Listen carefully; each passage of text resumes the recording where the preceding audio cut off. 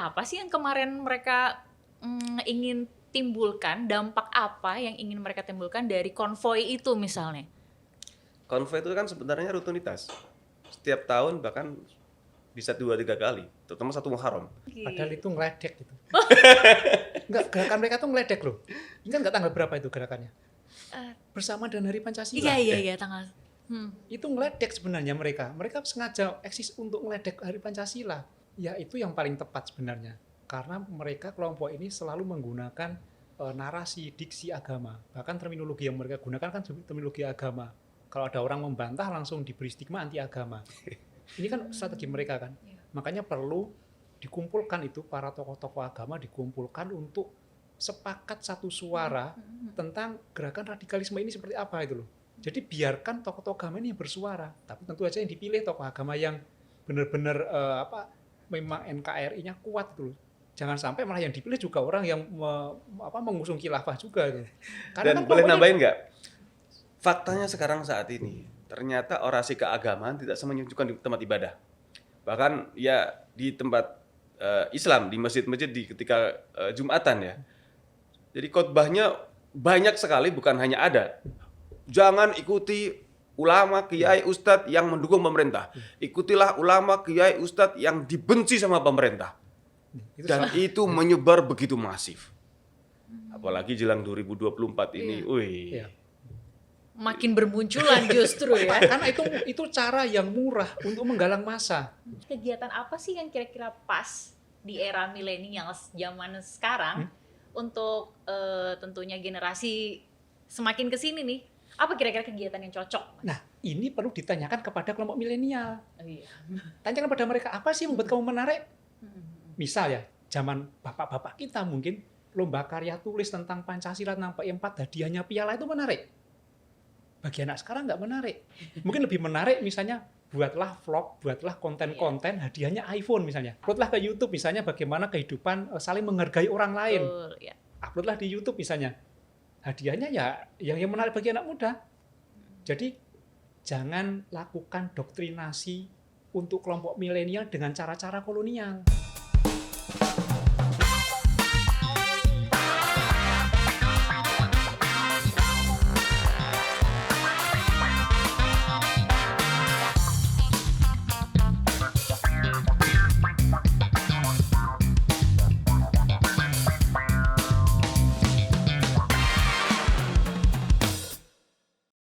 Nah, kembali lagi bersama kami di podcast Cafe Toleransi. Sekarang kita akan membahas strateginya bagaimana nih. Banyak hal-hal yang saya baru tahu juga ya. Kalau menurut Mas Ken sendiri sebenarnya apa sih yang kemarin mereka ingin timbulkan, dampak apa yang ingin mereka timbulkan dari konvoi itu misalnya?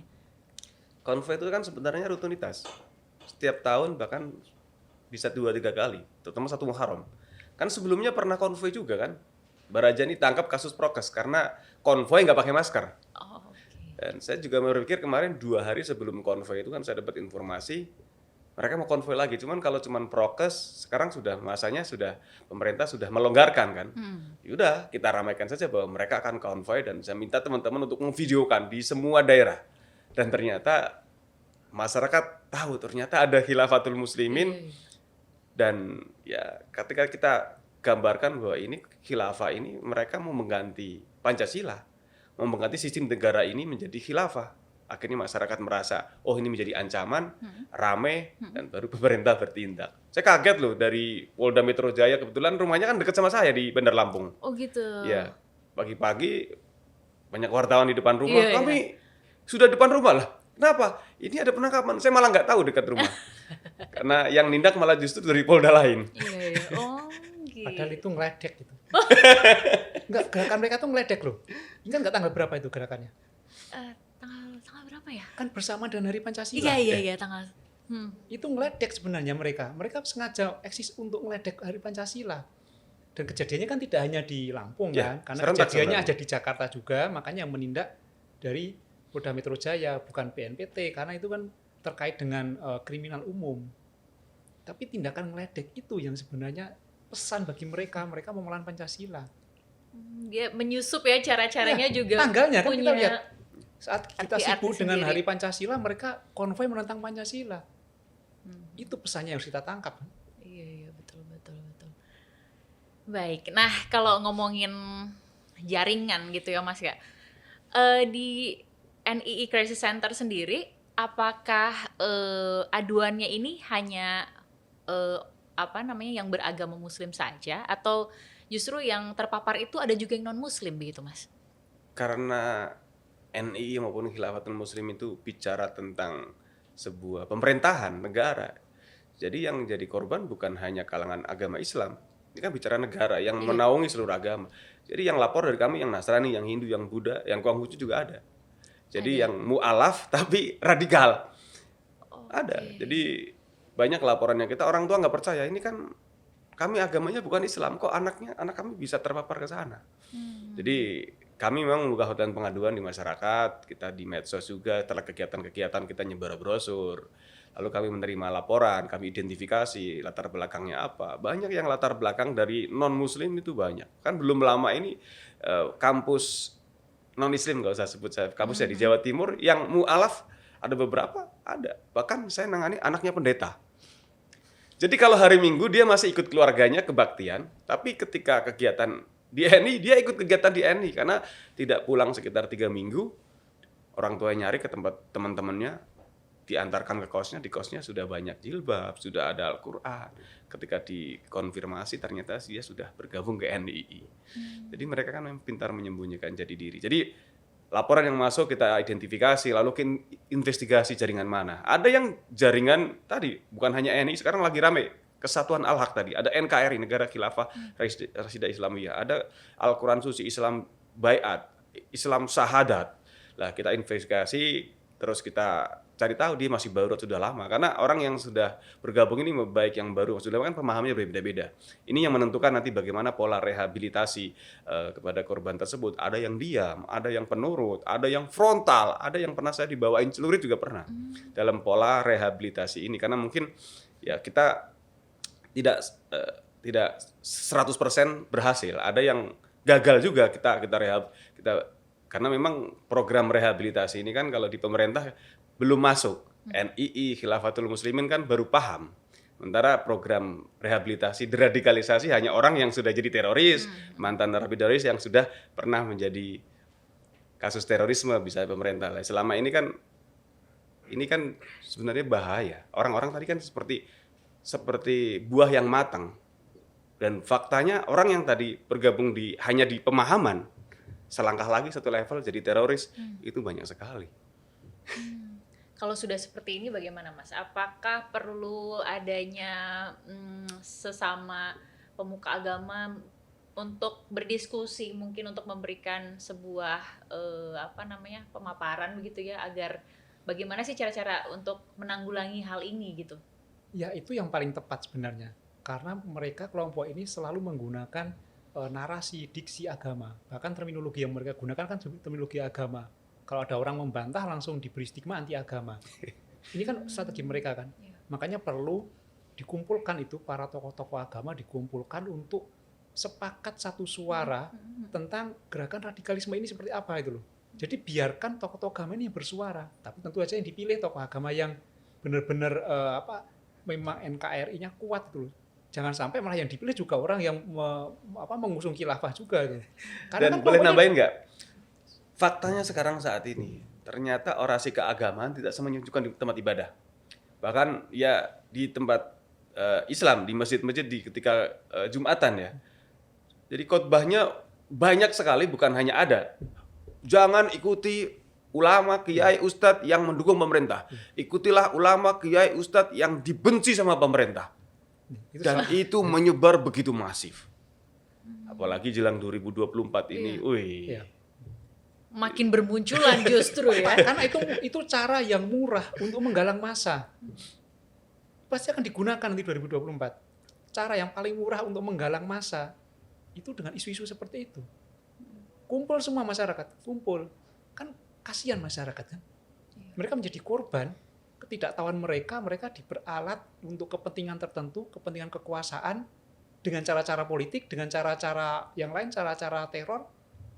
Diperalat supaya berkumpul mendukung mereka kan. Makanya perlu ada benteng supaya masyarakat ini diberi pemahaman supaya masyarakat ini disadarkan, diberi pengetahuan bahwa kelompok itu tidak benar itu loh. Nah, yang bisa memberikan pemahamannya adalah orang yang mereka percaya, tokoh-tokoh agama di sekitar mereka itu. Jadi perlu memang melibatkan banyak pihak, ustadz kampung, kiai kampung ini kan yang benar-benar punya kebijakan yang baik, punya pengetahuan agama yang baik, tetapi mereka tidak terekspos, kalah populer dengan orang-orang yang anti NKRI ini, yang mereka menguasai sosial media itu loh. Ini harus dirangkul, diberdayakan supaya mendampingi masyarakat. Ustadz kampung ini. Iya, betul. Slogan-slogan mereka kan Islam kafah. Islam kafah itu nggak boleh separuh-separuh masuk Islam. Jadi orang Islam harus tinggal di negara Islam menggunakan hukum Islam. Jadi konsep di NI namanya RMU, Rububiyah, Mulkiyah, Uluhiyah. Jadi kalau kita masih tinggal di negara kafir, hukumnya hukum kafir, hukum manusia, ya kita bukan umat Islam. Katanya umat Pancasila hari ini. Makanya memang perlu, kalau mereka bilang Islam kafah, kalau Islamnya nggak salah, cuman konsep yang mereka bangun itu yang salah. Ya kita juga harus mengkampanyekan bahwa Pancasila yang kafah. Pancasila memang bukan wahyu ilahi, tapi di dalamnya tidak ada satupun yang bertentangan dengan agama. Nah, kalau saya rasa tiap masyarakat memahami konsep Pancasila bahwa ketika bicara tentang ketuhanan, Tuhan setiap agama, bahkan kami di umat Islam meyakini bahwa Nabi dan Rasul beserta kitab suci yang diturunkan sebelum Nabi Muhammad itu juga bicara tentang ketuhanan yang Maha Esa juga, gitu kan. Jadi kalau saya menganalogikan simple, beragama itu seperti berkomunikasi. Kita punya handphone, baik yang tulat-tulit maupun Android, fungsinya sama buat nelpon. Kita nggak boleh jelekin, karena ya walaupun jelek namanya juga handphone. Cuman fiturnya memang berbeda. Yang tulat-tulit ada kelebihan, ada kekurangannya. Begitu yang Android. Yang tulat-tulit nggak kecas seminggu. Itu baterainya masih awet, karena fiturnya tidak banyak. Yang Android, yang lengkap, jangan salah, baterainya cepat habis. Rentan virus karena akses tanpa batas menggunakan internet. Jadi ya sudah, pakai Android boleh, pakai yang tulat-tulit boleh. Nah, kalau saya menganalogikan Islam ini kan yang sempurna, yang komplit. Tapi jangan salah, walaupun ini Android, fiturnya banyak, kalau baterainya habis dan nggak ada sinyalnya, nggak bisa berkomunikasi dengan Tuhan juga sama kan, nggak bisa buat nelpon. Jadi mari kita kampanyekan bahwa sejatinya ketika bicara ketuhanan yang Maha Esa, di dunia Tuhan kita cuma satu, yang menciptakan manusia, kita umat Islam, Nasrani, Hindu, Buddha, Konghucu. Jadi bicara ritual agama ya cara. Nggak apa-apa, memang syariatnya berbeda-beda. Ya sudah, yang penting kita nggak usah saling menyalahkan.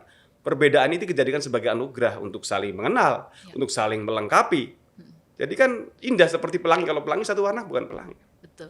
Jadi ketika berjejer, beriringan, kita harmoni seperti slogannya BNPT kan dipastikan akan aman dan damai. Tapi kembali lagi memang oknum tadi yang mengaku beragama memang sebagai apa ya? Mereka katakan konsep perjuangan ya akan tidak akan berhenti. Karena ini bukan hayari saja. Kalau bicara tentang keadilan, zaman di Islam, Rasulullah saja sangat tidak adil. Apalagi hari ini. Dan kita berharap masyarakat juga cerdas dalam menerima informasi yang saat ini informasi begitu cepat. Yang positif ada, yang negatif juga ada kan. Tadi jargon agama, ya kan. Agama dan kitab suci tidak salah. Tapi tidak semua orang yang mengaku beragama dan membawa kitab suci itu benar. Itu harus kritis. Berarti Mas Tanis juga setuju ya kalau Pancasila itu di dalamnya juga ada agama gitu kan. Jadi kita boleh beragama dalam Pancasila gitu kan ya. Gak ada yang larang kan? Iya betul. Gak ada yang larang, dan ini yang dibentur-benturkan, dan masyarakat yang di kelompok ini tidak boleh berdebat, tidak boleh mendebat pimpinannya. Mereka didoktrin. Nah, Pancasila juga didoktrinkan. Pancasila didoktrinkan, tetapi dengan cara-cara yang kekinian supaya orang itu benar-benar kuat loh. Kalau sudah seolah-olah masyarakat kan kalau sudah urusannya dengan agama udah semua kalah kan. Ini yang menjadi celah mereka itu loh. Jadi ini perlu dipastikan lagi, diteliti bagaimana mereka masuk, siapa yang masuk, lewat celah mana, ini dipelajari sehingga kita melakukan strategi pencegahan bisa lebih tepat. Jadi agama dan Pancasila bukan pilihan berarti ya Mas ya? Tidak bisa dipilih diadu seperti itu gitu loh. Urusan dengan Tuhan itu beragama, tapi urusan bernegara Pancasila. Tetapi Pancasila juga mengakomodir bagaimana kita beragama kan? Betul. Iya. Ini yang harusnya disadarkan kepada masyarakat. Iya. Oke, nah sekarang selanjutnya adalah untuk lebih lebih jelas lagi gitu ya. Saya mau minta tolong ke Mas Ken untuk coba kira-kira menggambarkan gitu struktur organisasi yang mungkin dianggap penting di dalam organisasi yang berbalut agama tadi. Coba kita minta untuk digambarkan pada sebuah papan ini ya.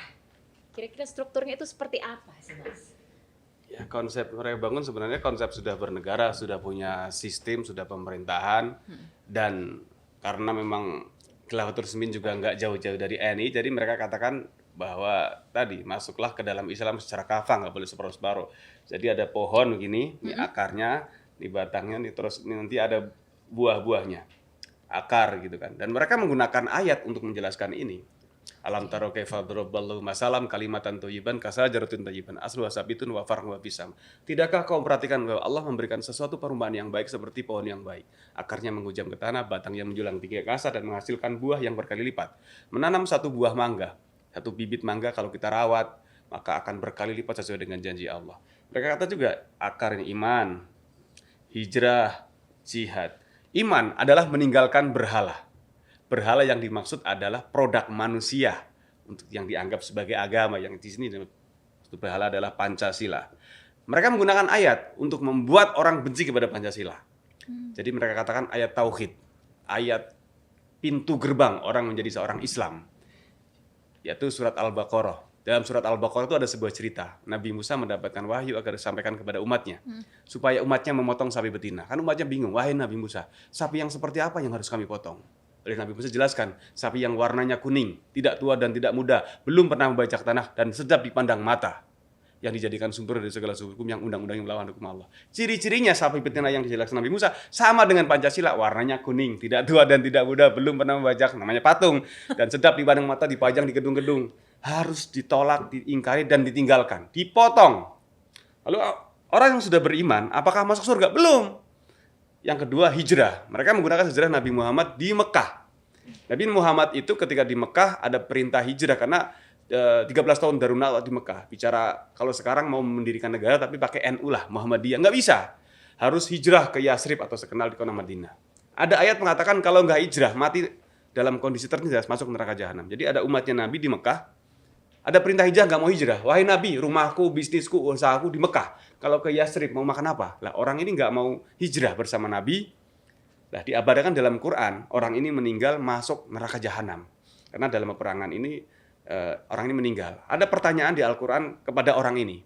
Rajin ibadah, beriman, tapi masuk neraka. Malaikat bertanya, dalam keadaan bagaimana kau meninggal? Wahai malaikat, kami orang-orang yang tertindas di negeri Mekah. Lalu malaikat bertanya kembali, kenapa tidak hijrah? Bumi Allah kan luas. Dan ada yang ekstrim di sini. Orang-orang ini tempatnya adalah neraka jahanam dan jahanam seburuk-buruknya tempat kembali. Jadi yang hanya iman ditakut-takutin dengan ayat hijrah, akhirnya hijrah. Nanti ada penanggalan keluarga negaraan, masuk sebuah negara, punya KTP seperti Khilafatul Muslimin, punya struktur negara. Ternyata belum bisa menekan hukum Islam. Yang ketiga adalah jihad, bersungguh-sungguh, totalitas dalam berjuang. Ini buahnya. Jadi kalau ini kita sebut asap, api, dan bara. Asap intoleran, api radikal, bara yang sudah jadi teroris. Lah, orang yang sudah bergabung di sini intoleran juga akan berpotensi jadi radikal dan berpotensi jadi teroris kalau mereka dibiarkan. Nah, ini yang terjadi. Jadi mereka katakan akan mendapatkan pahala surga yang berkali lipat kalau sudah satu meninggalkan berhala. Yang kedua sudah hijrah, meninggalkan negara ini. Mereka katakan negara ini tauhid, walaupun mereka masih tinggal di negara Isa, namanya Madinah Indonesia. Jadi hari ini karena undang-undang Islam belum tegak, fase Mekah, fase Madinah. Makanya beberapa kelompok juga menghalalkan segala cara. Mencuri, merampok harta orang di luar kelompok mereka juga dibolehkan. Termasuk di NI ini banyak anak muda yang sudah bergabung, nipu orang tuanya. Banyak orang tua nggak kritis masuk ke sini tiba-tiba kehilangan laptop, kamera digital, nabrakin motor, nabrakin mobil, 15 juta, sampai puluhan juta, ada sampai yang 300 juta. Jadi mereka katanya harus dalam berhijrah ini dan berjihad harus totalitas, bersungguh-sungguh mengaplikasikan surat inna sholati wa nusuki wa mahyaya wa mamati lillahi rabbil alamin. Salatku, matiku, hidupku milik Allah. Allah itu adalah sebuah negara. Allah adalah pimpinan kita. Pimpinan kita adalah wakil Allah di muka bumi. Jadi dibolak-balik. Jadi perintah pimpinan wajib ditaati sepenuhnya. Sami'na wa ata'na. Saya mendengar dan saya taat. Ini akhirnya bahkan sampai ada yang 300 juta. Jadi nangan kasus UGM, orang tuanya di Bandung, Tiba-tiba anaknya pulang ke rumah. Bu, saya mecahin alat bareng kampus. Teman-temannya juga telepon, iya betul, ada yang aku sebagai dosen, anak ibu mecahin alat tersebut. Dan alatnya mau kita pakai, mohon diganti. Orang tuanya jual aset senilai 300 juta. Datang ke kampus menanyakan ke dosen, apakah betul Pak dosen, anak saya mecahin alat tersebut. Maaf Bu, anak ibu sudah drop out dari kampus. Ibunya hampir pingsan. Anak ibu positif masuk kelompok NI dan anak ibu sekarang menjadi DPO di kampus karena ngerekrut kawan-kawannya. Nggak mungkin Pak, anak saya yang pintar, anak saya habis Quran, anak saya nggak neko-neko. Selalu komunikasi. Bahkan saya telepon mau ke kampus, itu anak saya sedang di kampus Pak. Pak dosen bilang kalau memang anak ibu di kampus, bisa nggak ketemu kita di ruangan? Ditelepon di depan Pak dosen di speaker, nak lagi di mana? Lagi di kampus. Kampus mana? Ibu lagi di kampus, menurut dosen kamu sudah drop out dan sekarang masuk kelompok radikal. Kalau memang di kampus sekarang ketemu dengan ibu dan dosen di ruangan. HP ditutup sampai sekarang anaknya hilang nggak tahu kemana. Jadi yang bergabung dalam kelompok ini atas nama agama, kalau saya sebut ini tragedi kemanusiaan atas nama agama. Tragedi kejahatan kemanusiaan. Komunis jahat, tapi yang dibantai orang-orang di luar kelompok. Ini atas nama agama. Anggotanya dimiskinkan hartanya atas nama perjuangan negara Islam atau khilafah. Dirusak akhlaknya, anak yang baik, penurut, mengkafirkan semua orang. Keluarganya pun dikafirkan. Ditipu keluarganya dengan konsep dihancurkan masa depannya, yang kuliah, yang sekolah, hilang, nggak tahu semua. Ini kan lengkap, tragedi kemanusiaan, sebuah kejahatan. Dan ini fakta, dan dianggap ini tidak ada. Justru ketika ini dianggap sama masyarakat oleh media tidak menyuarakan, ini gerakan semakin cepat. Dan sebenarnya ini kan kalau kita sebut ini adalah proksi. Ada yang memang mau menghancurkan Indonesia lewat agama. Berarti ada dalang intelektual ya begitu ya. Jadi menarik memang bicara ini. Jangan ditaruh dulu nih Mas. Oh, siap. Karena saya mau nanya juga nih ke Mas Tanis. Kalau tadi sudah dijelaskan strateginya secara detail, pantesan ya dapat apa namanya sebagai perekrut terbaik ya. Kalau gitu sekarang pencegahannya gimana sih Mas Tanis? Ya kalau pencegahan kita harus berorientasi pada tujuan kan. Mereka kan pengen menegakkan khilafah nih, negara khilafah, ya kan. Mereka menggunakan dua cara. Ya. Kalau dulu caranya adalah kekerasan. Kekerasan ini diikuti oleh misalnya yang berafiliasi dengan Al-Qaeda, ada juga dengan ISIS, ya kan? Ini bisa ditanggulangi, diputus supaya nggak sampai sini dengan Undang-Undang Nomor 5. Karena menggunakan kekerasan kan, ini cara teror. Nah, ada kelompok yang menggunakan cara non kekerasan, Khilafatul Muslimin misalnya. Nah, kelompok ini harus diputus juga supaya nggak tercapai di sini loh. Nah, kemarin itu kan undang-undang ormas nih, undang-undang ormas, KUHP juga kan. Tapi ini nggak cukup, karena mereka akan bermain di area-area agama itu loh. Ada area agama yang kalau mereka ditindak akan dihadapkan dengan anti agama itu loh. Kenapa dari 97 baru kemarin ditangkap, diproses? Karena mereka bermain di area sini. Kalau pemerintah atau aparat penegak hukum itu melakukan tindakan yang represif, akan dihadapkan aparat anti agama. Nah, sebenarnya ini perlu dilengkapi supaya ini bisa diputus dengan lebih cepat, itu dengan misalnya ada undang-undang perlindungan ideologi. Jadi ketika mereka bermain anti Pancasila, pakailah undang-undang perlindungan ideologi. Mau pakai cara kekerasan, non kekerasan, langsung bisa dicegah gitu loh. Nah, pencegahan harus ditarik mulai sejak dini di masyarakat. Ini kan masyarakat kan, masa bisa diajak kekerasan, bisa diajak non kekerasan. Sejak dini, sebelum mereka bergabung, sebelum mereka terkena Undang-Undang Nomor 5, sebelum mereka terkena Undang-Undang Ormas, disinilah peran pemuka agama, peran guru, memahamkan kepada masyarakat bahwa NKRI, Pancasila ini kan ini sah gitu loh, dibentengi di sini, supaya nggak masuk ke mereka kekerasan, konon kekerasan, bentengi di sini. Nah inilah yang harus dikuatkan. Jadi pemerintah, siapapun itu stakeholdernya, bisa BNPT, bisa BPIP, kuatkanlah ideologi masyarakat. Sehingga ketika mereka ditarik ke kelompok yang kekerasan atau kelompok yang non kekerasan, mereka nggak bisa. Di sini tuh tegas NKRI loh. nggak usah geser-geser ke sana ini loh, nggak usah ke negara khilafah itu loh. Nah supaya nggak nyebrang ke sana, inilah dibentengi di sini. Nah inilah yang dikejar supaya bentengnya kuat, libatkanlah para pemuka agama, guru, dosen, semua libatkan di sini untuk bersatu padu mengatakan bahwa kelompok-kelompok seperti ini salah. Harus ada gerakan nasional anti radikalisme, anti terorisme. Gerakan nasional itu harus dibuat. Karena kalau enggak ada celah, mereka akan nyebrang ke sini.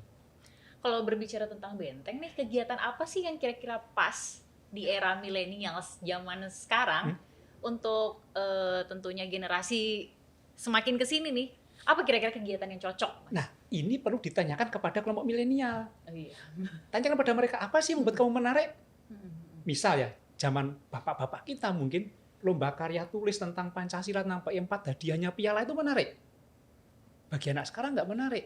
Mungkin lebih menarik misalnya buatlah vlog, buatlah konten-konten, hadiahnya iPhone misalnya. Itu menarik tuh loh. Konten Tetapi berbau ya, ini ya. uploadlah ke YouTube misalnya bagaimana kehidupan saling menghargai orang lain. Betul, ya. Uploadlah di YouTube misalnya. Hadiahnya ya yang menarik bagi anak muda.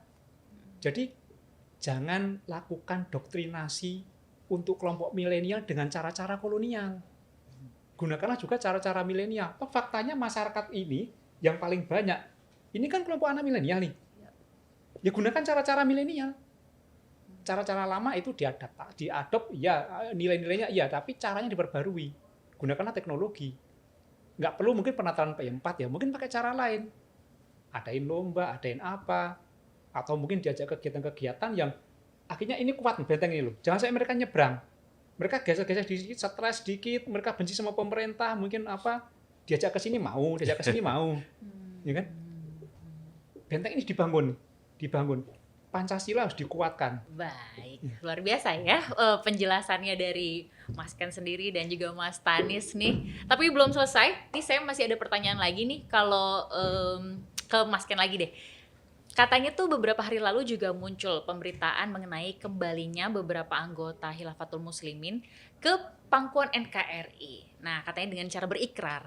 Ini jadi salah satu modus begitu atau bagaimana nih Mas? Karena untuk meredam tensi masyarakat aja gitu terhadap organisasi ini gitu. Saya rasa ini langkah yang bagus sebagai awalan ya. Bagaimana nanti pemerintah menindaklanjuti pendampingan kepada mereka. Jangan sampai hanya lip saja kan. Wah ini kita biar tidak ditangkap sama polisi misalnya. Jadi ada pendampingan tadi. Ketika orang sudah merasa tertipu pada pajak penyesalan, terus dia mengungkapkan semua, ini loh modusnya, ini caranya ditipu saya, sehingga masyarakat pun tahu. Tapi kalau dia hanya ikrar terus selanjutnya ngilang lagi, bagi lagi masyarakat ya perlu dicurigai. Tercabutnya pemikiran, tercabutnya baiat, kalau dia merasa salah ya harus menyampaikan kepada yang lain supaya dia korban loh, jangan sampai yang lain juga jadi korban seperti dirinya. Harus berani bicara, menyampaikan kepada masyarakat. Nah ini juga yang kita lakukan juga ke teman-teman NI yang sudah kita tangani, kita sudah rehabilitasi, walaupun tidak semua mau bicara karena menganggap ini sebagai aib, nggak perlu ceritakan. Nanti kalau saya lapor, nanti kalau ceritakan yang nanggung keamanan saya dan keluarga siapa? Ya memang bicara itu. Tapi paling tidak ketika dia sudah mengungkapkan isi hatinya, mengungkapkan unek-unek yang di dalamnya, paling dia semakin pelong. Nah ini kan juga yang kita lakukan. Jadi ya kita berharap dengan konsep tadi pemerintah pendekatan tentang supaya memahami tentang Pancasila, bahwa Pancasila memang bukan wahyu ilahi, tapi di dalamnya tidak ada yang bertentangan kok. Karena selama ini yang terjadi adalah mendowngrade agama yang merupakan wahyu ilahi dianggap ideologi. Ini kan jadi turun ke bawah, ideologi kan pemikiran manusia. Ya tadi harus kita jelaskan bahwa Pancasila ini sudah finish, bukan final. Kalau final itu seperti timnas kita diadu kadang nggak sampai menang. Jadi finish, berarti sudah menjadi kesepakatan kita bersama dan sudah tepat di Indonesia bahwa ini menjadi alat pemersatu buat kita. Jadi jangan sampai menganggap bahwa ini togut, ini buatan manusia, nggak boleh kita taati, harus kita tinggalkan. Makanya masuk ke sana syaratnya menolak, mengingkari dan meninggalkan Pancasila karena dianggap produk manusia, demokrasi ini haram, jadi nggak boleh taati, hanya taat kepada kelompoknya saja. Oke, nah berarti harus taat dengan kelompoknya saja begitu ya. Oke, kalau ngomongin masih ngobrolin Khilafatul Muslimin, ini juga katanya ada seorang anggotanya, tapi katanya sudah menjadi mantan begitu ya, Mas. entah kapan nih keluarnya, apa setelah terjadinya kejadian ini baru keluar, katanya ini merupakan anggota dari seorang yang ikut menjadi tim sukses dalam kampanye begitu. Apakah ini menjadi sebuah kegiatan untuk menunggangi kepentingan politik begitu? Bagaimana melihat kemurniannya begitu, Mas?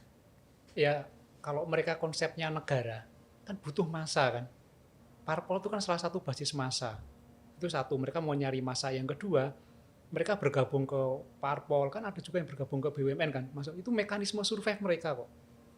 Mekanisme survei supaya mereka terlihat normal-normal saja, seperti biasa-biasa saja. Ada yang masuk ke BUMN, ada yang ke parpol. Tapi ketika mereka bisa masuk ke institusi dan mereka punya kewenangan, bisa mengambil keputusan, pasti mereka akan menguntungkan ideologinya. Itu mekanisme survei mereka. Siasat mereka supaya aman, supaya mereka ada tempat, supaya mereka bisa menggalang massa, bisa mencari sumber daya, tapi ketika mereka sudah punya kewenangan, itu berbahaya. Makanya perlu adanya background check bagi organisasi-organisasi yang cukup penting di Indonesia, ada background check siapa orang yang masuk. Karena berbahaya kalau mereka bisa masuk. Misal ya sekarang ya, mereka bekerja di industri strategis misalnya ke Pindad misalnya. Kan ada senjata kan, misal seperti itu. Atau masuk ke BUMN yang memproduksi bahan peledak misalnya. Kan berbahaya. Atau masuk ke pertambangan yang di sana ada bahan peledak. Makanya di tempat-tempat strategis seperti itu perlu background check. Supaya tidak dimasuki oleh orang-orang yang pernah atau mengaku sudah tobat dari kelompok-kelompok yang anti Pancasila ini. Harus dicurigai dari awal ya, takut ini hanya sebuah make up aja gitu ya, Mas? Ya kita memang harus curiga sih, karena memang itu kan ancaman kan. Karena rasa curiga itu adalah deteksi dini kita. Ini benar enggak itu loh. Karena mereka juga pintar bersiasat. Mereka, saya Pancasila, saya enggak menentang Pancasila. Ucapannya. Tetapi pemikirannya kan kita enggak tahu. Baru ketahuan setelah mereka melakukan tindakan atau omongan ke pihak lain itu loh. Jadi memang ideologi itu nggak bisa dilihat seperti tampak fisik, nggak bisa. Ideologi itu bisa kelihatan kalau mereka sudah mengutarakan pendapat atau bertindak. Tapi namanya gerakan politik ya nggak mustahil. Kan dalam politik tidak ada musuh yang abadi. Ya mereka butuh massa kan. Basis massanya kan banyak. Kalau sekarang yang muncul misalnya antara PKB dengan PKS bersatu, ya mungkin namanya gerakan politik tidak ada musuh yang abadi. Semuanya bisa saja terjadi. Dan dalam dunia politik itu tidak ada nih namanya korban. Ya. Yang penting misi tercapai. Gimana sih cara kita melihat ini kayaknya terpapar nih? Hal yang simpel aja gitu, Mas. Mereka biasanya cenderung anti kebinekaan. Mereka tidak menerima yang berbeda, apalagi jangankan beda agama. Yang seagama kalau beda paham pun mereka salahkan juga. Mereka cenderung anti ke pemerintah. Terus di kalangan internal aparat, insubordinasi, melawan pimpinan. Karena dianggap apalagi pimpinannya kalau di polisian, Kapolrinya aja non-muslim misalnya. Jadi mereka cenderung menyalahkan, bahkan mengkafirkan ketika orang-orang ini sudah dianggap sudah berbeda paham. Wah ini sudah, apalagi negara ini sudah seperti di Mandalika kemarin, ada semacam pawang. Wah negara sudah mendekati kekufuran, kekafiran dan lain sebagainya. Jadi mereka frontal terhadap pemerintahan saat ini. Jadi mereka bukan kritis ya, tapi mereka kalau bilang nyinyir. Kalau kritis kan ada konstruktif ya, membangun apa ya kan. Kalau mereka nyinyir, pokoknya semuanya salah. Jadi kalau ibarat kita makan, apapun makanannya, solusinya adalah negara Islam atau khilafah. Jadi bukan kesejahteraan, bukan keadilan, tapi yang mereka katakan adalah khilafah. Ini kan tidak ada solusi kalau begitu. Iya. Jadi mereka memaksakan keinginannya bagaimana keinginan tercapai. Dan ini yang disebut sebagai radikalisme karena kecewa. Jadi kan ini sebuah paham yang menginginkan sebuah perubahan sosial politik dengan cara yang keras. Walaupun bicara Khilafatul Muslimin belum melakukan seperti yang dilakukan oleh JI, oleh JAD, tapi kan ini kan sudah jelas meresahkan masyarakat. Oke. Baik, terakhir nih pertanyaannya untuk Mas Tanis dan juga Mas Ken, kalau melihat metode pendidikannya Khilafatul Muslimin, mereka itu katanya memberikan masa tempuh pendidikannya itu berbeda ya. Lebih cepat. Iya, lebih cepat begitu ya. daripada kita yang kurikulumnya seperti berdasarkan Mendikbud gitu. Ini apakah menjadi salah satu cara juga untuk mengajak orang atau masyarakat untuk menjadi bagian dari Khilafatul Muslimin? Ya itu kan strategi mereka menciptakan daya tarik kan. Sama seperti ISIS ketika merekrut orang itu kan. Nanti di Suriah digaji 50 juta per bulan, di sana hidupnya enak, semua dijamin. Ini kan menciptakan daya tarik, semua masyarakat bergabung gitu loh. Dan ini kalau tidak dikonter sama negara, ada sekolahnya beneran, mereka percaya ada ijazahnya, walaupun itu nanti ketika diverifikasi ternyata nggak sah, mereka tertarik beneran loh itu. Makanya ketika ada seperti ini harus dikonter pemerintah bahwa ini melanggar, ini nggak benar gitu loh. Karena kalau dibiarkan saja, hanya mungkin didebatkan saja kita di sini, tidak ada action dari pemerintah Kementerian Pendidikan untuk mengatakan bahwa ini tidak benar, ini tidak sah. Masyarakat merasa itu, ayo kita ke sana, itu menarik, itu SD 4 tahun misalnya, atau kuliah hanya 2 tahun, ini menarik bagi mereka kan. Betul. Jadi Gak mereka lama-lama sekolah begitu ya. Mereka menciptakan daya tarik. Nah kalau daya tarik ini tidak dikonter oleh pemerintah, ini berbahaya. Benar begitu ya Mas Ken ya? Ya, mereka memang SD-nya 3 tahun, SMP 2 tahun, SMA 2 tahun, kuliah 2 tahun, mereka sudah jadi sarjana khilafah. Dan mereka lebih mengutamakan karya. Mereka slogannya, mari kita jawab dengan karya nyata. Mereka makanya bikin kampung khilafah, bikin sekolah, termasuk mau bikin rumah sakit. Lebih mengedepan karya. Lihat aja, saya di sarjana di Republik Negara ini juga banyak yang nganggur. Nah, mereka lebih kepada bagaimana karya orang-orang yang sudah lulus ini menjadi agen-agen mereka untuk menyebarkan pahamnya di wilayah di Indonesia. Bahkan mereka sudah tersebar di 34 provinsi, bahkan sudah sampai ke Papua sana. Iya. Ya. Baik deh kalau begitu. Memang kita harus segera antisipasi terus ya Mas ya, dan bergandengan tangan begitu ya untuk. Dan yang terpenting adalah kita harus waspada, namun jangan sampai fobia. Karena banyak masyarakat yang akhirnya fobia tadi, melarang putra-putrinya belajar agama. Akhirnya ketika anak muda jauh dari agama, dekat dengan pergaulan bebas, narkoba, dan lain sebagainya. Harus seimbang gitu ya, dan mendapatkan guru yang benar. Ya, tentunya dengan belajar agama dengan paripurna kepada ahlinya.